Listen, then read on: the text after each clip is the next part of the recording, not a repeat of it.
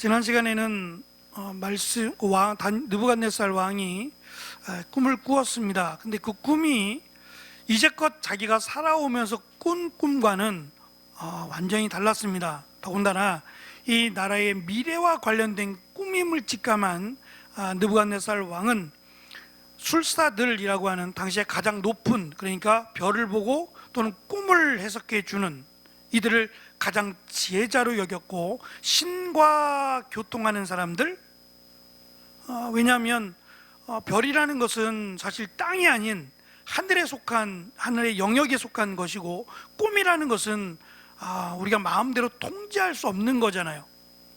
그러니까 이것을 신이 역사하는 범주 안에 있는 것으로 여겨왔어요. 그래서 신이 꿈을 통해서 우리에게 가르치고 또 알려준다라는 것으로 여겨왔기 때문에 꿈을 해석하거나 별을 보고 미래를 예측하거나 하는 준비하는 일들은 가장 지혜로운 자들이 해야 될 일로 여겨왔던 때에 다니엘과 세 친구들이 따로 선택을 되었고 그들이 교육을 마칠 때였습니다.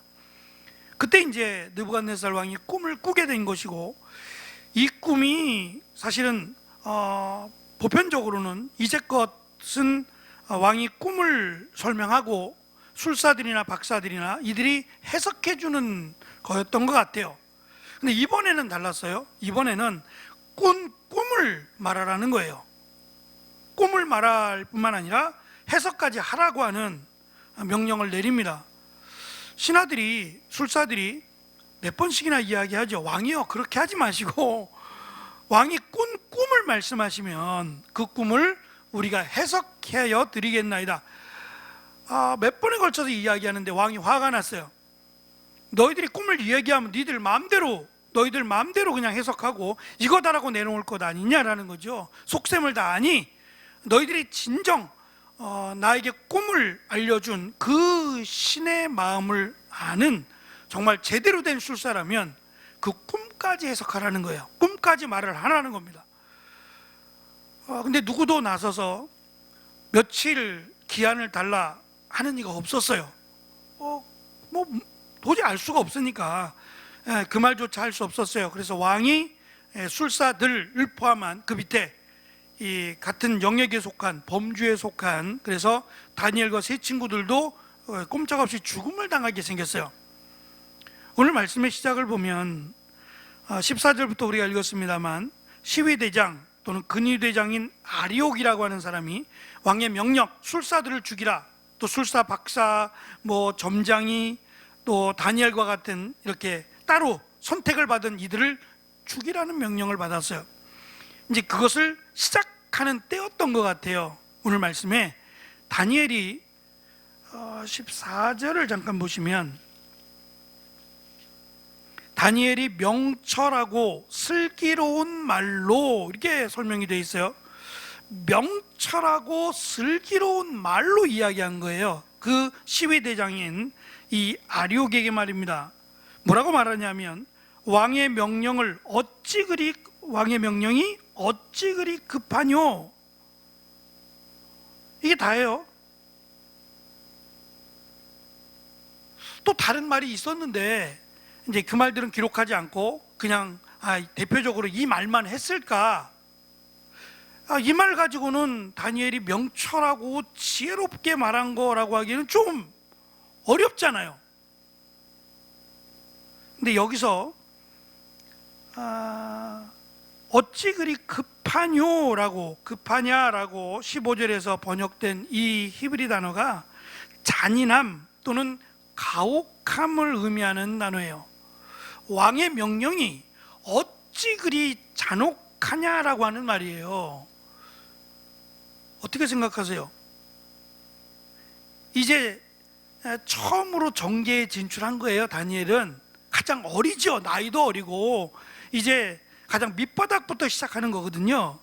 이제 왕에게 선택받은 것도 사실은 은혜고, 노예에서 나라의 녹을 먹는 그 선비라 그래야 됩니까? 우리식으로 하면 그래도 높은 위치 아니겠어요? 가장 높은 지위였는데, 그것도 등급이 있겠지만 어쨌든 거기까지 올라간 것도 왕의 은총을 받은 거라고 생각했는데, 감히 나이도 어리고 이제 첫 발을 띈 다니엘이 왕의 명령이 잔혹하대요. 괘씸하죠. 당시의 왕은 신이에요. 신 또는 신의 아들로 인간과 다른 존재로 여겨왔으니까 왕의 명령은 신의 명령과 같아요. 그것이 옳으냐 그르냐 따질 때가 아니란 말이에요. 왕의 명령은 무조건 복종해야 되는 때입니다. 더군다나 바벨론 신상을 이제 하나님이 꿈으로 보여주셨어요. 이게 우상이에요. 우상. 오늘 말씀해 보면 한 장 넘겨야 되겠네요. 35절에 보면 이 돌이 이 신상을 치게 되는데요. 35절에 돌이 우상을 친 돌로 설명하잖아요. 그러니까 하나님이 보여주신 게 우상이에요. 우상의 모습을 하고 있는데, 이 우상의 가장 중요한 부분인 머리가 금이에요. 이 금이 지금 바벨론이라고 말씀하시는 것 자체가 이 느부갓네살 왕이 대단하다는 거거든요. 역대 이런 나라가 없을 정도로, 그러니까 로마를 우리가 계시록을 보면 로마를 뭐라 그래요? 바벨론이라고 부르잖아요. 예? 새로운 바벨론 이런 식으로 부르잖아요. 그러니까 로마가 얼추 오늘 말씀에도 네 번째 중요한 나라가 되는데, 로마가 강력하고 중요한 나라긴 하지만 이 쇠로 만들어져서 가장 강하다라고 설명할 수는 있지만, 그래도 첫 번째인 이 바벨론과 비교했을 때는 로마가 차지한 땅이 바벨론이 차지한 땅보다 적단 말이에요. 그래서 가장 큰 영역을 다스렸던, 가장 화려했던 나라가 사실은 바벨론입니다. 그런 바벨론 왕의 명령을 감히 왕이 이렇게 잔혹하냐고 말을 하면 이게 참 기가 막힌 말이잖아요. 그래서 아리옥이라는 사람이 시위 대장이라 그러잖아요. 근위 대장이라는 것은 왕을 옆에서 보위하는 사람이에요. 왕을 지키고 왕을 옆에서 보호하는 사람이에요. 그러면 다니엘이 어찌 그리 왕이 이렇게 잔혹하냐라고 말하면 죽어야 돼요. 그냥 그 자리에서 죽어야 되는데, 이상하게 아리옥이 안 죽이죠. 안 죽일 뿐만 아니라 가던 길을 멈춰요. 가던 길을 멈춰서 이 다니엘에게 이렇게 말한 이유를 묻는 거예요. 그러니까 누구도 이렇게 말할 사람이 없어요. 더군다나 노예였잖아요. 근데 노예였고 지혜자로, 또 그 앞부분에 무슨 사건이 하나 있었죠. 채소에 대한 사건이 하나 있었잖아요. 그때도 이상했거든요. 근데 그대로 이루어졌잖아요. 사실은 말도 안 되는 일인데 시험해보지 마세요. 그거는 시험에서 될 일이 아니에요. 내가 윤택해지기 위해서 오늘부터 그 야채를 먹겠다, 이거는 우리 해볼 말은 아니에요. 하나님께서 그렇게 보여주시기 위해서 역사하신 거예요. 건강에는 좋을지 모르지만 지금 이것은 사실 반역에 가까운 왕의 명령을 어긴 거잖아요. 그래서 하나님이 우리를 윤택케 하신다라는 것을 다니엘이 보여주겠다는 거잖아요. 더군다나 그 안에는 이 우상에게 바쳤던 음식일 가능성이 높다 그랬잖아요. 우리가 지금 먹는 고기가 우상에게 바친 건 아니잖아요. 그런 의미는 아니잖아요. 그러니까 뭐 야채를 먹어야 되고 그게 더 윤택해지고 이런 해석은 아니란 말입니다. 말씀드린 것처럼. 근데 그때도 이상했단 말이에요. 근데 이번에도 왕이 어찌 그리 잔혹하냐라고 하는 말을 지금 어떻게 해석을 하느냐 하면 지혜롭고 명철하다라고 설명을 하고 있는 거예요. 정확하게 봤다는 얘기예요. 왕이 지금껏 이렇게 말도 안 되는 것으로 지혜자들을 죽인다는 것은 있을 수 없어요. 그렇게 뭐 대충 했던 왕이 아니었단 말이에요. 느부갓네살이. 그러니까 미쳤거나 뭔가 문제가 심각하지 않으면 그것도 적이 아니잖아요. 반역한 사람도 아니고 술사들이에요. 가장 옆에 두고서 왕의 진언을 하는 사람들이란 말이에요. 이 사람들을 지금 다 죽이겠다는 거예요. 나라로 볼 때는 얼마나 손해겠어요. 근데 누구도 왕이 명한 이 명령을 잔혹하다고 말하는 사람이 없었단 말이에요. 그런데 일개 소년이 이 지금 시위대장인 아리옥에게 어찌 그리 왕은 잔혹하냐라고 말을 하니 틀린 말이 아닌 거예요. 그래서 묻는 거예요. 왜 이렇게 생각하느냐고 묻게 됩니다. 다니엘이 말을 하죠. 나에게 얼마의 시간을 주면 왕이 꾼 꿈과 그 해석을 말하겠다는 거예요. 일개 소년입니다. 이제 갓 교육을 마친, 훈련을 마친 다니엘이에요. 어떻게 해야 될까요?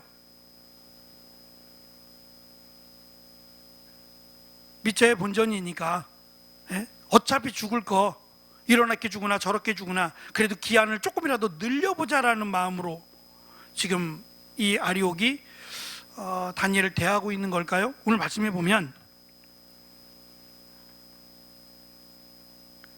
16절이요.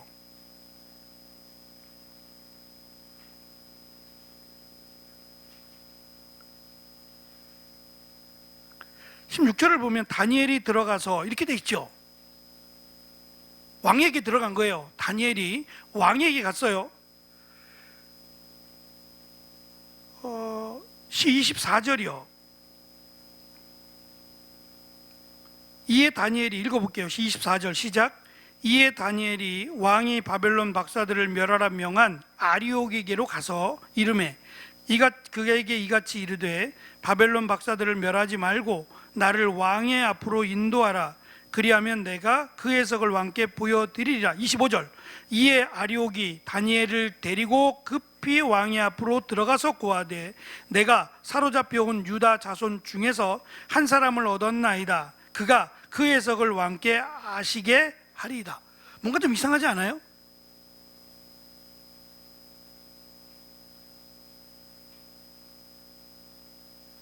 정신 차려보세요. 뭔가 좀 이상해야 돼요. 발견하셨어요? 이상한 거? 양지한 집사님, 뭐가 이상해요?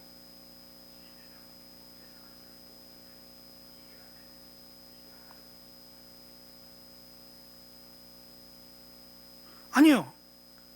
15절에는 아리옥이 그 일을 왕이 왜 죽으려고 하는지 그 일을 다니엘에게 말한 거예요.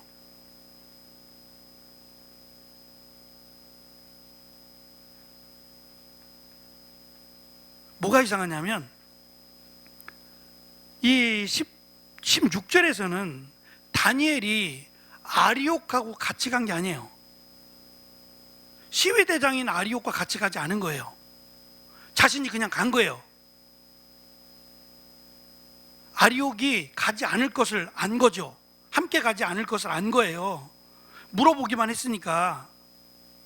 그리고 다니엘이 직접 왕에게 간 거예요. 그리고 이제 다니엘이 왕에게 이야기하고 시간을 얼마라고 밝히진 않지만 긴 시간을 주진 않았을 거예요. 짧은 시간을 주었을 것이고 다니엘이 왕에게 갔다 온 후에 17절 자기 집으로 돌아가서 동무인 하나냐와 미사엘과 아사랴에게 이 일을 고한 거예요. 이렇게 해서 내가 지금 왕을 만나고 왔고 왕에게 왕이 꾼 꿈을 알려줘야 되고 그것을 해석해야 된다. 근데 우리는 이걸 모른다는 거죠. 우리는 이걸 모르니까 하나님께 여쭈어서 하나님이 이 꿈을 우리에게 가르쳐 주시고 하나님이 이것을 해석해 줄 수 있도록 하나님께 도움을 구하자는 거예요. 하나님이 우리를 긍휼히 여기셔서 알게 하시리라 이 말이에요. 그래서 이들이 모여서 기도했다는 거예요. 기간은 얼마 나와 있지 않지만 급하게 했을 거예요. 이들이 기도하자마자 하나님이 바로 응답하세요. 바로 응답하셔서 느부갓네살 왕이 꾼 꿈과 그 꿈에 대한 해석을 하나님이 가르쳐 주셨어요. 다니엘에게. 제 친구들에게도 가르쳐 주셨는지 모르겠어요. 근데 다니엘하고 그런 대화가 없는 걸 볼 때에는 다니엘에게만 하나님이 주신 것으로 봐요. 그리고 이제 다니엘이 시위대장인 아리옥에게 간 거예요. 23절까지가 그 내용이고 24절에 다니엘이 바벨론 박사들을 멸하려 명한 아리옥에게로 가서라고 말합니다. 그러자 꿈을 해석하겠나이다 라고 하자 내가 잡아온 거예요. 내가 잡아온 유대인 포로 가운데 한 사람을 얻었는데, 한 사람이 아니죠. 사실은 네 사람인데 지금 온 다니엘을 두고 하는 말이에요. 이 다니엘을 얻었는데 그가 해석을 왕께 아시게 하겠나이다 이렇게 얘기하면서 자기를 드러내고 있는 거예요. 실제로는 이미 다니엘이 왕을 만났어요.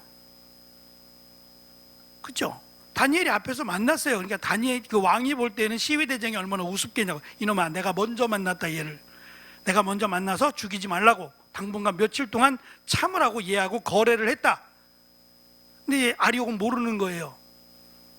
다니엘이 워낙 급하니까 안 그러면 뭐 그냥 죽어나가야 되니까 워낙 급하니까 왕을 찾았고 무슨 말을 했는지는 알 수 없어요. 그러나 다니엘이 처음이겠죠.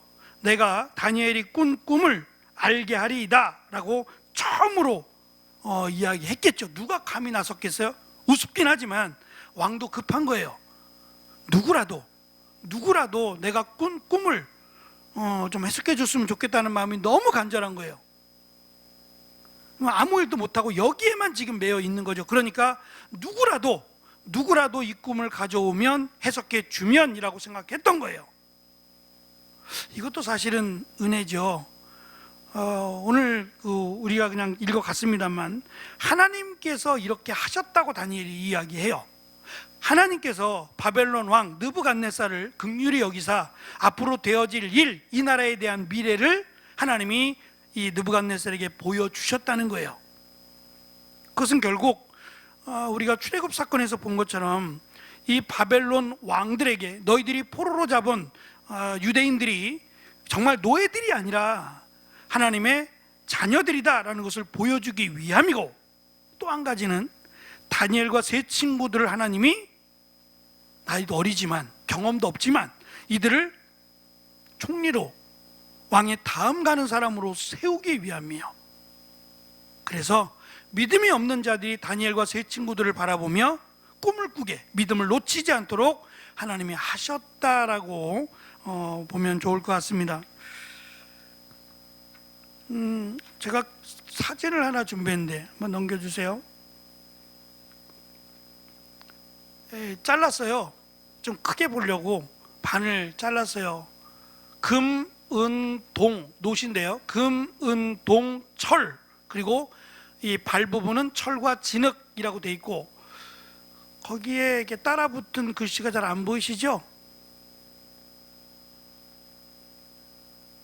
잘 안 보이실 거예요. 금은 어쨌든 바벨론이고, 은은 그 다음에 메데와 페르시아가 되고, 동은 그리스예요. 알렉산더 대왕이 이끈 헬라 시대고, 철은 로마 시대예요. 그 다음은 로마가 끝나고 나서 열왕들이 등장할 것, 그게 끝이에요. 여러 나라들이 등장할 것, 이거 끝이에요. 그럼 그 다음이 뭐냐? 그 다음이 지금 뜨인 돌이라고 하는 돌이 이 발을 쳐서 무너뜨리는 거예요. 신상을 조각내어 버리고 하나의 나라를 세운다라는 내용이 끝이 돼요. 다니엘서 7장에 보면은 그 금에 대한 내용이 짐승으로 표현되는데 사자가 나오고, 그 다음 은에 대한 내용이 곰으로 나오고, 그 다음 표범, 그 다음에 뭐 무섭고 뭐 놀라운 짐승, 뭐 이런 식으로 나오죠. 이것이 이제 그때 그들이 생각했던 그 나라를 상징하던 이런 짐승들로 우리가 이해할 수 있을 것 같아요. 그들이 그렇게 생각했던 그냥 상징적인 짐승들이다라고 보시면 좋을 것 같습니다. 이 페이지를 보시면, 오늘 나눠드린 페이퍼요, 이 페이지 보면 다니엘이 기도하는 내용입니다. 중간에도 그렇고 마지막에도 이것을 나타내시고 이것을 꾸게 하신 것은 하나님이십니다 라고 설명을 해요. 말씀드린 것처럼 하나님이 다니엘에게 능력을 주셨어요. 꿈을 해석하고 꿈을 알게 하는 능력을 주셨는데, 그 능력이 다니엘에게 소유된 것이 아니다라는 걸 오늘 말씀에서 알 수 있어요. 이미 소유하고 있었던 게 아니라 그때그때마다 하나님이 깨닫게 해주시는 거다. 그러니까 능력은 다니엘이 아닌 하나님이 주시는 거다라는 것을 강조하고 있는 겁니다. 3페이지로 가면 다니엘은 하나님의 응답을 받은 후 왕이 바벨론 지혜자들을 죽이라고 명한 근위대장 아리옥에게 가서 알리라고 말합니다. 밑에 왕은 벨드사살이라고 하는 이 우상과 관련된 이름이라고 말씀을 드렸어요. 다니엘의 바벨론식의 이름이죠. 이 다니엘이 내가 꾼 꿈과 그 해석을 내가 능히 알게 하겠느냐라고 물으니 왕이 물은 것은 아무도 알 수 없다. 왕이 지금 얼마나 어리석은 일을 하고 있는 줄 아느냐라는 얘기죠. 왕의 그 잘못된 생각으로 많은 사람들이 죽는다는 거예요. 이 꿈을 알 사람은 이 땅에 존재하지 않는다는 거예요. 그러니까 더 이상 신하를 죽이지 말라는 거죠. 이 꿈은 하나님이 주셨고 하나님이 이것을 자기에게 알게 하셨다라고 하면서 이제 설명하기 시작합니다. 31절 35절에서 이제 꾼 꿈에 대해서 말합니다. 사진 한 번만 더 보여주세요. 제가 말씀드릴 때 우상이라 그랬죠. 신상인데 우상이라 그랬잖아요. 그래서 이게 제가 그린 건 아니고요. 이게 누가 그렸는지는 모르겠어요. 저도 그림을 가지고 오긴 했는데 얼굴을 가만히 보시면 익숙하죠. 이 얼굴이 제가 대형박물관에도 있다 그랬잖아요. 얼굴은 사람이고 이렇게 못생겼어요. 이렇게 생겼고 몸집은 송아지고 날개는 독수리고 이 발은 사자의 발톱을 가졌고 이런 모양이요. 이름이 라마수라고 제가 말씀을 드렸는데, 그래서 앞에 이 성 앞에 지키는 거예요. 두 마리가 성 앞에 딱 지키고 있는 그 얼굴이에요. 우상의 모습입니다. 꼭 이렇다는 건 아니에요. 저도 모르겠어요. 그걸 어떻게 알겠어요. 지금 남아있는 흔적이 없으니까. 근데 그냥 이럴 것이다 라고 해서 그림을 보여준 겁니다. 이거다라는 건 아니에요. 그냥 이런 식일 것이다 라는 내용입니다. 설명입니다. 4페이지 중간, 신상의 머리는 순금이요 가슴과 두 팔은 은, 배와 넓적다리는 놋, 동이고 종아리는 쇠로 되어 있고 발은 얼마는 쇠고 얼마는 진흙으로 되어 있습니다. 하나죠. 신상이니까 하나지만 이 하나 된 것이 나누어져 있다라고 하는 특징이 있습니다. 중요한 것은 다니엘이 이 꿈을 해석하게 되어 이 꿈을 해석해 주면서 신상이 파괴될 것을 강조합니다. 돌 하나가 난데없이 날아들어서 쇠와 진흙으로, 밑에 부분이요, 4페이지 밑에를 제가 조금 번역이 그래서 새번역 성경을 가지고 왔어요. 4페이지 맨 밑에 단락에 끝쪽에 또 왕이 보고, 여기 부분이에요. 같이 읽어볼게요. 맨 밑에 단락에 또 왕이 보고라고 하는 부분부터 5페이지 첫 번째 줄까지입니다. 시작. 또 왕이 보고 계시는 동안에 아무도 돌을 떼내지 않았는데 돌 하나가 난데없이 날아들어와서 쇠와 진흙으로 된 그 신상의 발을 쳐서 부서뜨렸습니다. 그때에 쇠와 진흙과 놋쇠와 은과 금이 다 부서졌으며 여름 타작마당의 겨와 같이 바람에 날려가서 흔적도 찾아볼 수 없게 되었습니다.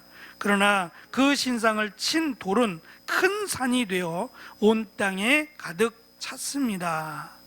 여기 우리 성경에는 손대지 아니한 돌로 번역을 했어요. 이 번역은 잘못된 번역이고 사람이 던지지 않은 돌이에요. 하늘로부터 날아든 돌이에요. 그러니까 손대지 아니한 돌, 그것도 그런가요? 비슷한가? 손대지 아니한 돌, 사람이 던지지 않은 돌. 그냥 히브리어를 해석하면 이렇게 돼요. 사람이 던지지 않은 돌이라는 뜻이에요. 누가 던졌을까요? 하나님이 던졌겠죠. 근데 이 돌이 뭐죠? 이 돌이 큰 산을 만들거든요. 산은 나라라고 말씀을 드렸죠. 산은 나라를 상징하는 거다 말씀을 드렸고, 그러면 큰 나라를 만들게 되는데 이 돌이 뭘까요? 오늘 말씀에 사실 제일 중요한 게 이 부분이에요.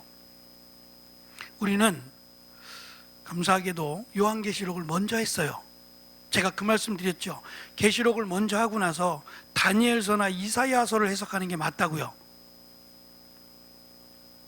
거꾸로 된 것 같지만 다니엘서나 이사야서를 먼저 하지 않고 마침표를 찍었던 이 요한계시록을 먼저 살펴보고 이제 답을 알았으니까 다시 돌아가서 다니엘서를 보고 이사야서를 보고 에스겔서를 보면 이제 많이 인용을 하니까 그 부분이 조금 더 명확해질 거라는 말씀을 드렸어요. 여기서 돌은 예수 그리스도를 상징하거든요. 그리고 큰 나라를 만든다 그러죠. 근데 이 나라는 영원할 것이고 빼앗기지도 않을 나라예요. 침략당하지도 않고 빼앗기지도 않을 나라, 하나님의 나라죠. 예수 그리스도가 오신다는 거예요. 오시고 나서 만들어지는 나라, 그게 하나님의 나라가 만들어지는 거예요. 그리고 누구도 침략할 수 없고 누구도 빼앗기지 않는, 누구로부터도 빼앗기지 않는 나라가 될 것이다 라는 건데, 왜 돌로 설명을 했을까? 예수님을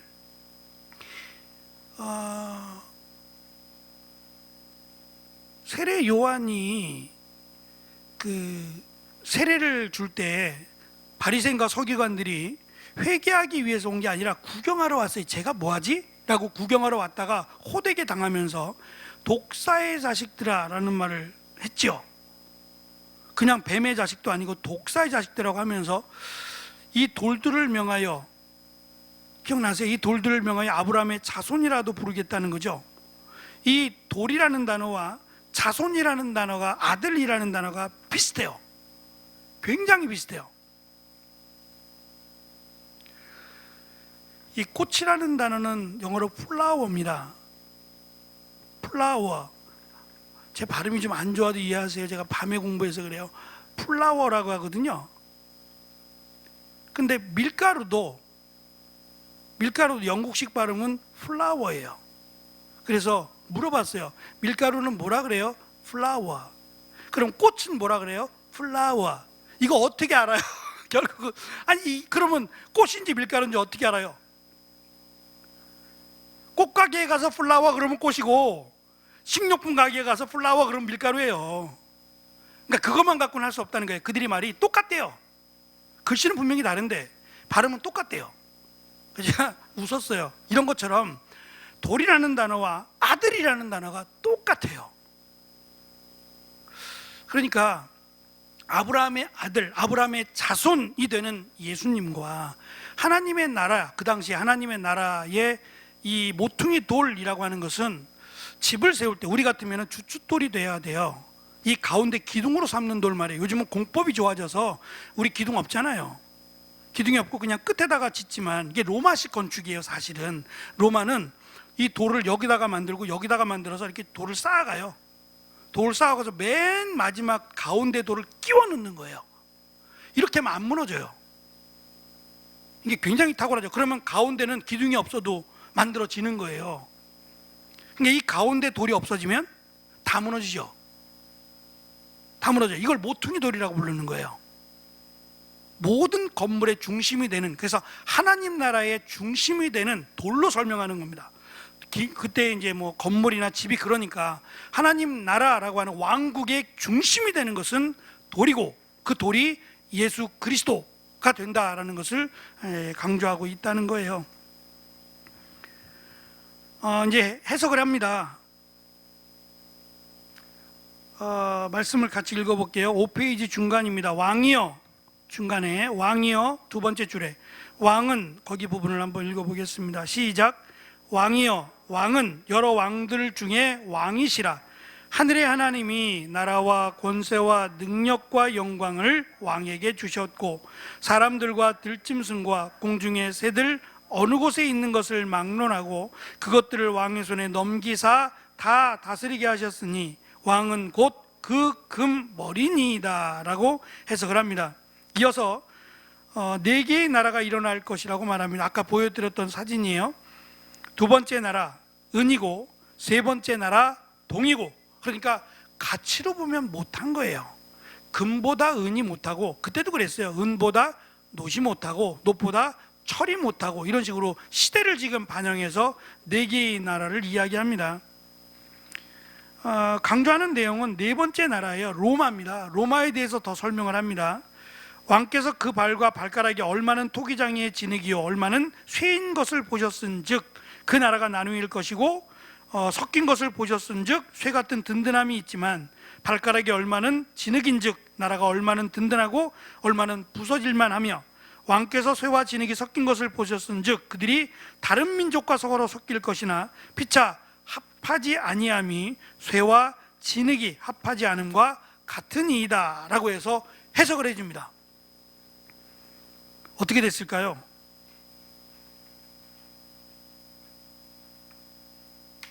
왕이 만약에 꾼 꿈을 기억했다면, 그러면 일단 해석은 두 번째고 꾼 꿈, 해기망측한 꿈이잖아요. 근데 그냥 단순한 그 회기망측한 꿈이 아닌 거예요. 단순하지 않고 분명히 뭔가 의미가 있다. 왜냐하면 지금 왕이 침상에 들기 전에 무슨 생각을 했다 그랬어요. 무슨 생각을 하면서 나라의 걱정을 하고 나라가 되어질 일들을 생각하면서 잠이 들었는데 그 꿈이 그 연장인 것처럼 꾸어졌기 때문에 사실은 이 말을 하고 싶지 않았던 거예요. 왜냐하면 반역해서 왕이 됐단 말이에요, 느부갓네살도. 그러면 이 이야기를 잘못하면 누군가가 느부갓네살을 죽일 수 있어요. 외국 나라들은 거의 뭐 그 다음 아들이 이렇게 되지 않고 반역을 자꾸 해서 죽이고 또 왕이 되는 거니까 이 말이 그냥 단순히 의견을 물어볼 정도의 내용이 아닌 거예요. 굉장히 심각하게 받은 겁니다. 근데 아무도 해석을 못하는 거예요. 나라가 위급하냐 망하느냐 흥하느냐를 결정해야 될 꿈 같은데 아무도 얘기 못하니 어떻게 해서든지 이 꿈을 알아야 되겠고 해석해야 되겠다는 마음으로 모두를 죽이라고까지 이야기를 한 겁니다. 7페이지로 가시면 다니엘은 다음과 같이 말을 합니다. 이 여러 왕들의 시대에 하늘의 하나님이 한 나라를 세우시니 이것은 영원히 망하지도 아니할 것이요 그 국권이 다른 백성에게로 돌아가지도 아니할 것이요 도리어 이 모든 나라를 쳐서 멸망시키고 영원히 설 것이다. 이것은 돌이 무너뜨리고 그 돌이 그 나라의 중심돌이 되는 하나님의 나라입니다. 이 부분에 대해서는 이견이 없어요. 누가 봐도 하나님의 나라니까. 근데 그 하나님의 나라를 누가 일으켜 세우느냐? 없었던 게 아니잖아요. 이 나라가 다 하나님 거죠. 하나님 거지만 하나님이 특별히 그냥 하나님의 나라를 딱 세우는 게 아니라 하나님의 나라는 이 땅에 속한 것이 아니에요. 하나님에게 속한 나라죠. 그리고 그것은 하나님의 선택을 받은 하나님의 자녀들만 들어가는 나라예요. 그런데 그것이 예수 그리스도를 통해서 예수 그리스도를 믿는 자들만 들어가게 될 우리가 흔히 말하는 천국이죠. 그리고 그렇지 못한 예수 그리스도를 믿지 않는 자들은 지옥으로, 영원한 지옥으로 가게 되겠죠. 하나님이, 하늘의 하나님이 한 나라를 세우시리니 라고 하는 것이 바로 그런 의미에서 하나님의 나라가 세워질 것임을 예언한 겁니다. 물론 이 부분에 대해서는 더 구체적으로 나와 있지 않아요. 이건 예언일 뿐입니다. 지금 아니에요. 앞으로 몇백 년 뒤에 이루어질 일들입니다. 첫 번째가 바벨론이었고 그 다음에 이제 메데페사 페르시아가 들어오고 그 다음에 그리스 알렉산더가 나오고 그 다음에 로마가 나오죠. 그 로마가 멸망을 당하는 것은 훨씬 더 일이에요. 훨씬 더 뒤에 일어난 일이에요. 그런데 다니엘을 통해서 주신, 그러니까 느부갓네살에게 주신 꿈은 그 다음에 대한 이야기는 중요하지 않아요. 그러니까 로마까지, 그리고 그 뒤에 하나님의 나라, 예수 그리스도께서 오셔서 세우실 하나님의 나라가 중요하지 그 다음은 그리 중요하지 않아요. 제일 중요한 것이 하나님의 나라이기 때문입니다. 제가 맨 밑에다가 그 부분을 조금 설명을 드렸어요. 아브라함의 자손 또는 모퉁이 돌이신 예수님을 상징한다라는 내용이고요. 어쨌든 지금 당장 느부갓네살 왕이 망하지 않습니다. 또 느부갓네살 왕이 그것을 보고, 오늘은 45절까지만 읽었지만 46절부터는 느부갓네살 왕이 다니엘에게 엎드려요. 왕이 말입니다. 그러니까 그만큼 충격이에요. 거의 다니엘을 신으로 보는 거예요. 지금 신이 아니고서는, 또는 신과 교통하는 자가 아니고서는 이렇게 될 수가 없어요. 그러니까 다니엘이 아니라 다니엘이 믿는 신과 지금 교통하고 있는 것이고, 다니엘이 믿는 신이 정말 위대한 신인 거예요. 자기에게 꿈을 넣어주고 그 꿈을 다니엘을 통해서 해석하게 했으니 얼마나 놀랍겠어요? 그러면 이제 다니엘서가 끝나야 돼요. 1장에서 2장에서 이제 끝나야 돼요. 근데 그렇지 않잖아요. 다니엘을 죽이려고 얼마나 합니까?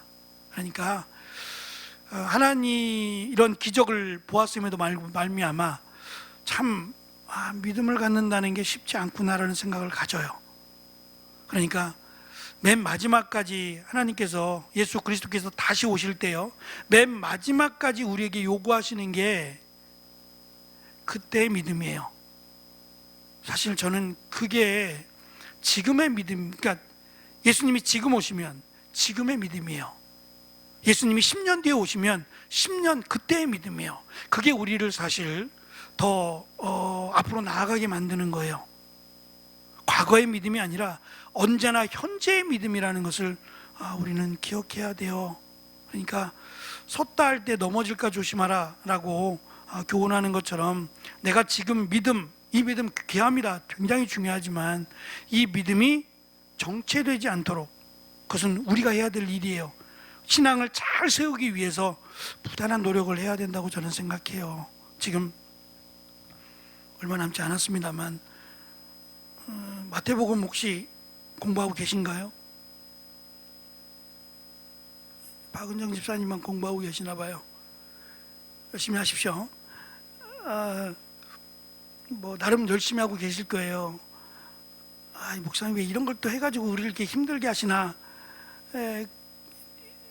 저도 힘들었으니까 좀 당해봐라, 그런 의미가 아니겠죠. 하고 나서, 우리 해봤잖아요. 하고 나서 마태복음 은혜 나눔을 하게 되면 확실히 달라요. 확실히 달라요. 그러니까 말씀을 한 번 읽을 때와 두 번 읽을 때와 세 번 읽을 때는 정말 다른 것 같아요. 제가 그 새벽에 요한계시록을 하고 나서 그 다음에 주일날 다시 요한계시록을 했잖아요. 그러면 새벽에 들으신 분들은 두 번 들은 거예요. 그죠? 두 번 들은 건데 제가 새벽에 했던 걸 똑같이 반복하던가요? 아니요. 책도 달라요. 물론 내용이 전혀 다르진 않아요. 중요한 내용들은 같이 가져가지만 내용이 많이 다른 걸 느끼실 거예요. 왜냐하면 제가 본 책이 달라요. 새벽에 봤던 책과 주일날 준비하면서 봤던 책이 달라서 그래요. 그리고 이미 했었기 때문에 저도 더 풍성하게 사실은 설명할 수 있었던 것 같아요. 만약에 제가 또 한 번 한다 그러면, 요한계시록을 또 한 번 하게 된다, 언젠가 만약에 하게 된다 그러면 더 낫지 않을까요? 그러니까 저는, 우리가 66권 성경인데 이 성경을 지금 몇 번 읽으신 분들이 있을 거예요.